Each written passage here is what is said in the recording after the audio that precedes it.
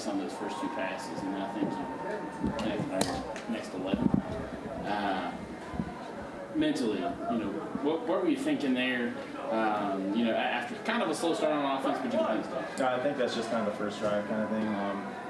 Obviously, we lost start faster. That was the thing last week. We didn't start fast, which we didn't really this week. But I think it's just getting back to our basics after that, getting in the routine. Kind of like I talked about last week, taking what the defense gives us, and after that, we started to move the ball.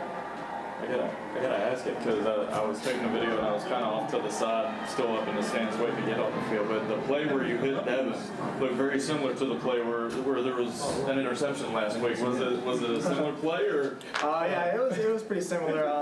I guess it was the tight end too. Yeah, I've been thinking about that play for a while, but it didn't play into it. No, I think after that, it's kind of next play mentality. And when you get the opportunity again, you can't miss that against a top 10 team. You have to capitalize that. We had some opportunities earlier that I wish we had back, but I'm glad we capitalized on that one. Did you talked all week about you felt like you guys belonged, and from the first play it seemed that way.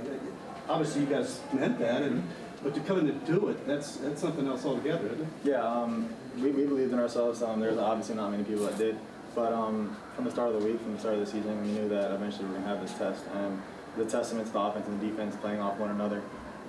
We have each other's back. We got a bunch of I got you guys in this room, and it was special to see today. Seeing that halftime score, what was your message to your guys? There's a new ball game at half. It's basically tied. When you're playing a top 10 team like this, you can't take your foot off the brake on both sides of the ball. And I think that the guys really understood that, and we understood that we belong in this game. That they weren't better than us. We belonged here. So I think.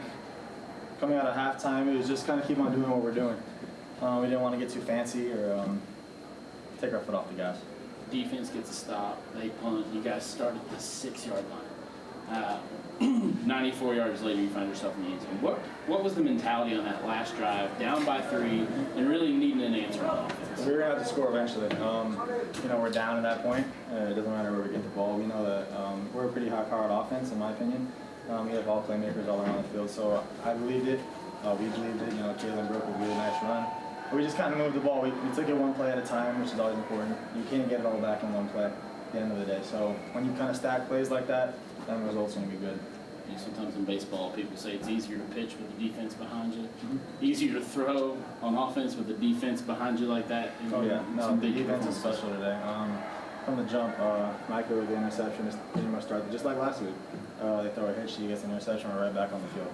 Seemed like any time that we were kind of struggling on offense, the defense picked us right back up. They held a really good offense to really 14 points. And it was just a 2-minute kind of thing. And it was special to see. It was really good. Sort of building off what Luke said, there was a situation early on where you all failed a 4th down conversion right near midfield. Notre Dame has a chance to jump up. Defense gets a 3rd down stack and gets the ball back to you. How big of a momentum play? It doesn't result in any points either way, really, but how big of a momentum play is that, just considering it's almost like a deep breath for you? No, that's huge. We're gambling for it on 4th down, and unfortunately we don't come up with it, but I think that we're in that position for even go for it on 4th down because we believe in our defense. We know that even if we don't get it, that they'll come out, they'll get a stop for us. And teams like that, those are special teams. So we look forward to doing that more. How about the herd contingent of fans here today? That was awesome. In a stadium like this, I've never seen anything like it, really. Marshall fans travel really well. I haven't been a part of something like that. It would usually just be all opposition team, so that was pretty cool. After the game, you go up, and was it your dad that you were able to get to and hug? What's that moment like? I know he's a coach, and it's got to be special for you. Yeah, this is something we talked about since. I feel like we've been training for this game my whole life. He's been my coach for however many years, 18 years. So to be able to do that in front of him, have him out here, it's really special. He's the first person I looked for after the game. I knew he was. So I wanted to celebrate with him first, and then obviously get over to the other fans. Obviously, you played in a lot